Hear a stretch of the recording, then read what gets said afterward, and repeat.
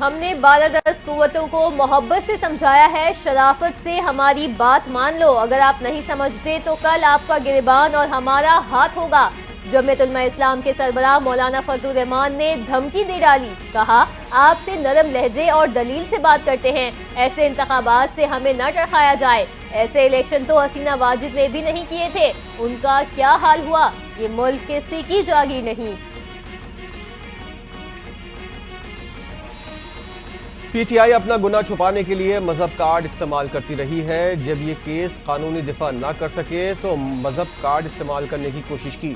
190 million pound case میں قانون اور شواہد کی بنیاد پر سزا ہوئی، یہ ملک کی تاریخ کا سب سے بڑا ڈاکہ تھا۔ وزیر اطلاعات عطا تارڑ کی علماء کرام کے ہمراہ نیوز کانفرنس، کہا 190 ملین پاؤنڈ کیس کی تحقیقات برطانوی ایجنسی نے کی، یہ پیسہ حکومت پاکستان کے بجائے اسی شخص کو دیا گیا جس سے ضبط کیا گیا تھا۔ این سی اے نے پیسہ ضبط کر کے حکومت پاکستان کو دیا۔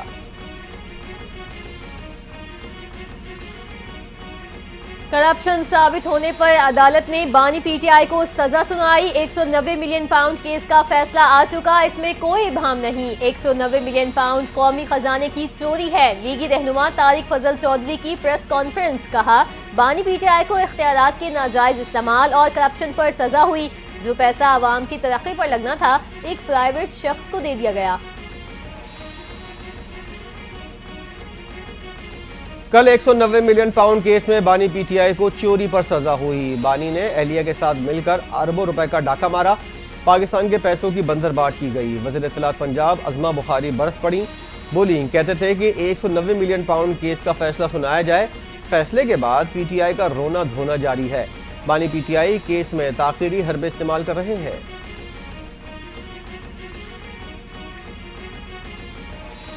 جھوٹ، کرپشن اور بہتان دوسروں پر لگانے والا خود پکڑا گیا، بانی پی ٹی آئی مکافات عمل کا شکار ہیں۔ 190 million pound open and shut case ہے جس میں کوئی ابہام نہیں۔ سینئر وزیر پنجاب مریم اورنگزیب کی لاہور میں نیوز کانفرنس، کہا دوسروں کے لیے گڑھا کھودنے والا خود گڑھے میں گر گیا۔ بانی پی ٹی آئی نے اپنے اختیارات کا غلط استعمال کر کے تاریخ کی سب سے بڑی کرپشن کی۔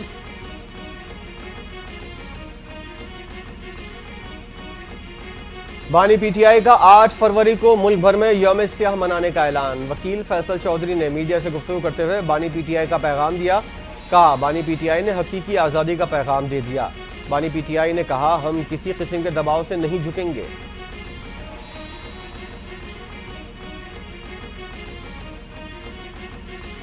پی ٹی آئی کی کوشش ہے کوئی ٹرمپ کارڈ کام آ جائے، لیکن پاکستانی عدالتیں کسی ٹرمپ کارڈ پر نہیں چلیں گی۔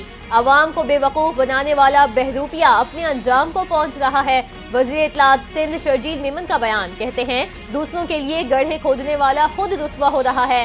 عالمی فورمز پر پی ٹی آئی کے سہولت کار سرگرم ہیں۔ فرد واحد نے ریاست کے خلاف جنگ چھیڑ رکھی ہے۔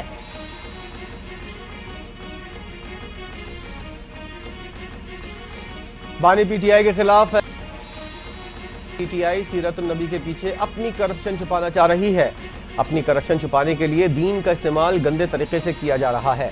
وزیر اطلاعات کہتے ہیں ملک کو معاشی مشکلات سے نکالنے میں آرمی چیف نے مثبت کردار ادا کیا۔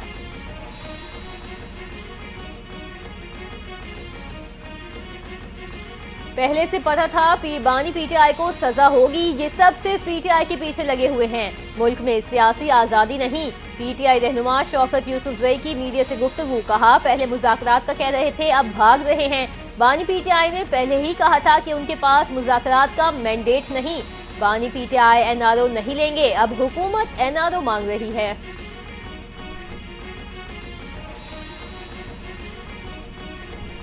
اگر جوڈیشل کمیشن نہ بنا تو مذاکرات فیل اور ختم ہو جائیں گے، سابق وفاقی وزیر شیخ رشید کا دعویٰ۔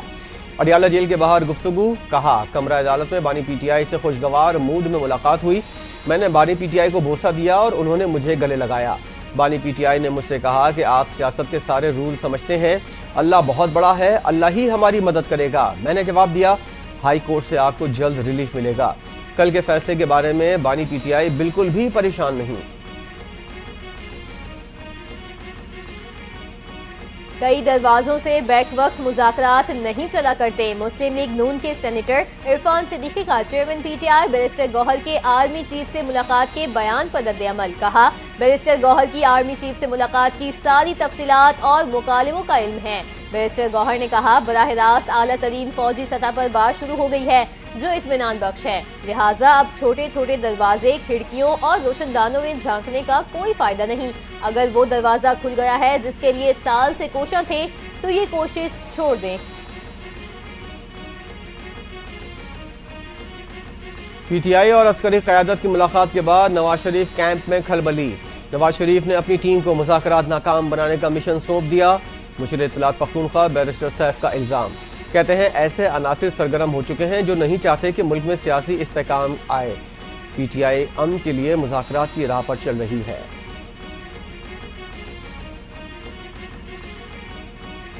خصوصی سرمایہ کاری سہولت کونسل کا اعزاز، جنوبی کوریا کے وزیر تجارت کی وفاقی وزیر تجارت جام کمال سے ملاقات، پاکستان اور جنوبی کوریا کے درمیان اقتصادی شراکت داری کے معاہدے پر دستخط۔ جنوبی کوریا کی وزارت تجارت ان کیو چیونگ نے کوریا کے صنعتی اڈے کو پاکستان منتقل کرنے کا منصوبہ پیش کیا۔ نجی شعبے کے تحت کو مضبوط بنانے کے لیے تجارتی وفد پاکستان بھیجنے پر اتفاق کیا گیا۔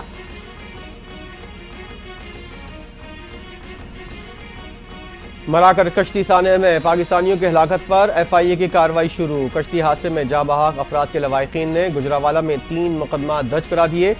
انسانی اسمگلر اصغر سندھی اور فادی گجر کو ملزم نامزد کر دیا۔ تحقیقات میں اب تک 4 انسانی اسمگلرز کے نام سامنے آ گئے۔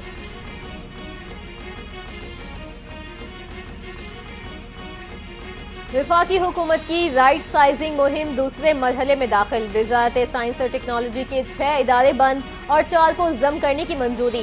عمل درآمد پلان 20 جنوری تک شیئر کرنے کے احکامات دیے گئے۔ نسٹ کو معیار بہتر کرنے اور 100 یونیورسٹیوں میں جگہ بنانے کا پلان پیش کرنے کی ہدایت۔ Council for works and housing research, Pakistan council for science and technology کو بند کرنے کی تجویز۔ وزارت سائنس اور ٹیکنالوجی میں اسٹاف کی شرح میں 50% کمی کی تجویز پیش۔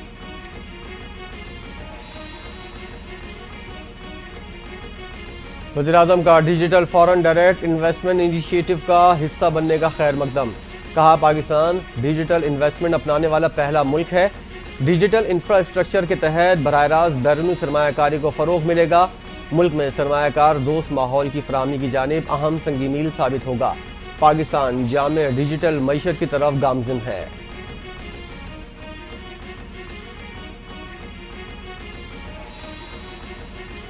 ریکوڈک منصوبے کی راہ میں حائل ایک اور رکاوٹ ختم، پاکستان اور سعودی عرب کے درمیان جلد معاہدے کا امکان۔ ریکوڈک منصوبے کی نظر ثانی شدہ قیمت کا تخمینہ مکمل ہو چکا۔ سعودی عرب پہلے مرحلے میں ریکوڈک منصوبے میں 10% حصص حاصل کرے گا۔ سعودی عرب کا مستقبل میں حصص بڑھانے کا بھی امکان۔ دونوں فریقین کا غیر ملکی زر مبادلہ پاکستان لانے پر بھی اتفاق۔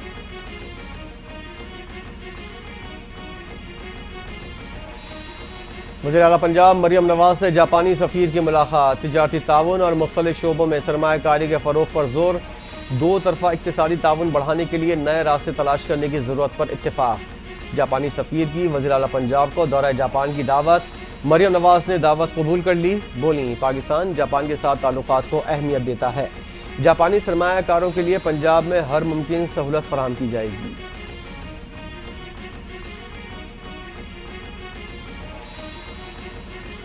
وزیر اعلیٰ سندھ سید مراد علی شاہ کی سینٹ پیٹرک ثقافتی ڈے کی تقریب میں شرکت، تقریب سے خطاب میں کہا میری اقدار اور ترقی کی بنیاد رکھنے والا یہ ادارہ آج چمک دمک رہا ہے، اس ادارے کے پاس جب بھی گزر ہوتا ہے مجھے ہمیشہ پرانی یادوں سے جوڑ دیتا ہے۔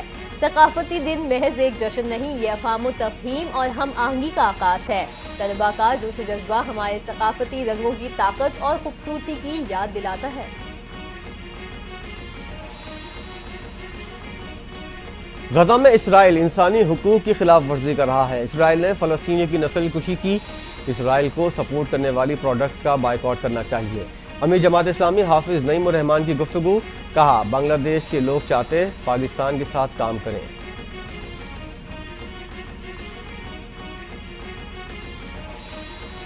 غزہ میں سیز فائر معاہدہ حماس کی فتح ہے. حکومت پاکستان حماس کو فلسطینیوں کا نمائندہ تسلیم کرے. حماس کی قیادت کو دورہ پاکستان کی دعوت دی جائے. سابق امیر جماعت اسلامی سراج الحق کہتے ہیں اسلامی ممالک اسرائیل کا بائیکاٹ کرنا اور غزہ کی تعمیر نو میں مدد دیں. حماس کی مزاحمت نے اسرائیل اور امریکہ کے گٹھ جوڑ کو گھٹنے ٹیکنے پر مجبور کیا.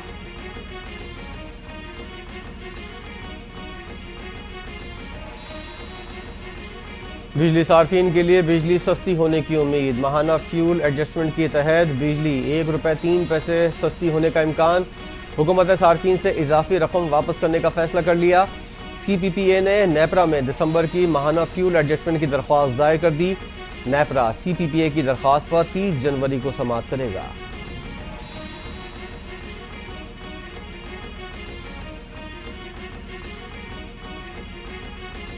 اسلام آباد ایئرپورٹ مکمل طور پر راولپنڈی کی حدود میں شامل. اٹک کے 5 دیہات راولپنڈی کی حدود قرار. نوٹیفیکیشن جاری کر دیا گیا. اقدام سے رن وے، ٹرمینل بلڈنگ اور رہائشی کالونی اب راولپنڈی کی حدود میں ہوگی.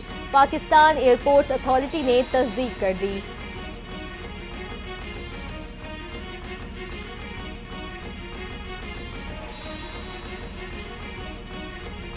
کرم کی صورتحال میں بہتری کے لیے کوششیں. ضلع انتظامیہ، پولیس، ایف سی اور کرم عمائدین میں مذاکرات جاری.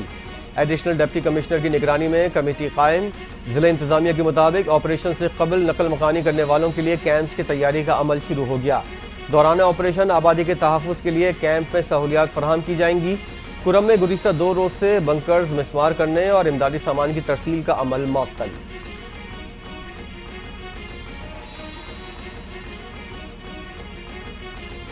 پشاور پولیس لائنز دھماکے کے 3 سہولت کار 15 روز جسمانی ریمانڈ پر سی ٹی ڈی کے حوالے. سہولت کاروں کو انسداد دہشت گردی عدالت پشاور میں پیش کیا گیا. تفتیشی افسر نے کہا ملزمان پر پولیس لائنز دھماکے میں سہولت کاری کا الزام ہے. ساتھیوں اور مزید معلومات کے لیے تفتیش کی ضرورت ہے.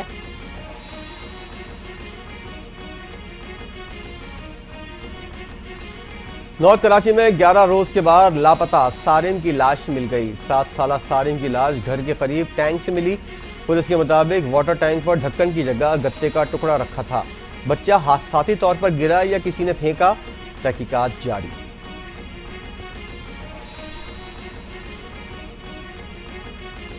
ایران اور روس کے درمیان جامع اسٹریٹجک پارٹنرشپ معاہدہ طے پا گیا. روسی صدر پوٹن کا ایران میں 2 نیوکلیئر پاور پلانٹ لگانے کا اعلان. معاہدے کے مطابق دونوں ممالک ایک دوسرے کو لاحق فوجی خطرات سے مل کر نمٹیں گے. روسی صدر کہتے ہیں ایران یا روس پر حملہ آور کسی ملک کو فوجی امداد فراہم نہیں کی جائے گی. معاہدے میں سیکیورٹی سروسز، فوجی مشقیں اور افسران کی ٹریننگ میں تعاون بھی شامل.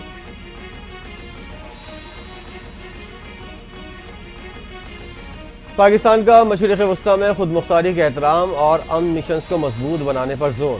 جنوبی لبنان میں اسرائیلی فورسز کی نقل و حرکت پر تشویش کا اظہار. اقوام متحدہ کے سلامتی کونسل میں پاکستانی مستقل مندوب منیر اکرم کا خطاب. کہا اسرائیلی اقدامات خطے کے استحکام کے لیے خطرہ ہیں. امن مشنز پر حملہ کرنے والوں کو انصاف کے کٹہرے میں لایا جائے.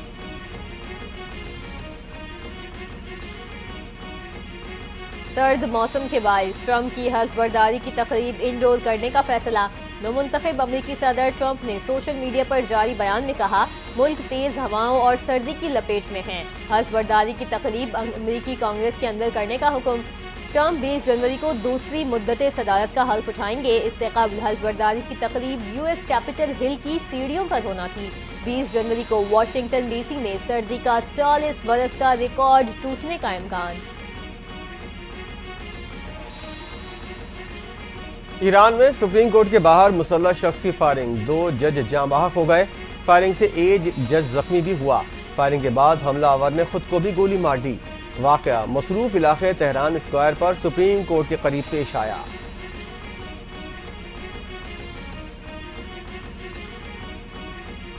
امریکہ اور چین کے درمیان اسٹریٹجک کمیونیکیشن چینل قائم کرنے پر اتفاق. نومنتخب امریکی صدر ڈونلڈ ٹرمپ کہتے ہیں امریکہ اور چین مستقبل میں مختلف مسائل کو حل کرنے کے لیے کام کریں گے. دونوں ممالک مل کر دنیا کو پرامن بنائیں گے. صدر شی جن پنگ نے کہا امید ہے ٹرمپ دور میں چین امریکہ تعلقات کا اچھا آغاز ہوگا. دونوں ملک شراکت دار اور دوست بن کر ایک دوسرے کی کامیابی میں حصہ ڈال سکتے ہیں.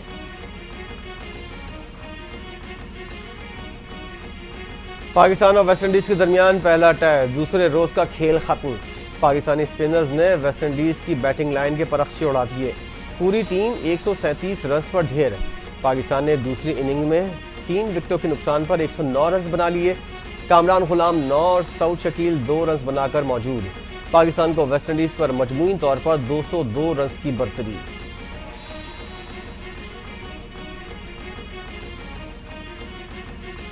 انگلینڈ کے ورلڈ کپ فاتح ٹیم کے کھلاڑی جیمز ونس کے گھر پر حملے۔ جیمز ونس کی کپتانی چھوڑ کر دبئی منتقل ہو گئے۔ جیمز ونس 2025 کے English domestic first class county championship یا ریڈ بال سیزن میں حصہ نہیں لیں گے۔ محدود اوور کے فارمیٹ کھیلنا اور T20 بلاسٹ میں کپتانی جاری رکھیں گے۔